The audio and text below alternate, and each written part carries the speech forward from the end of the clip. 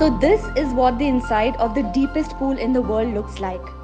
This pool in Dubai is 60 meters deep. It has a car, motorbike, living room, bedroom, kitchen, a park bench, a telephone booth, a library.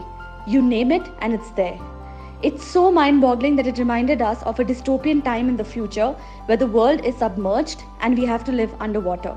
This was hands down one of the most memorable experiences we've had in Dubai. And honestly, it was very, very confusing, but definitely a big, big, big tick off the bucket list.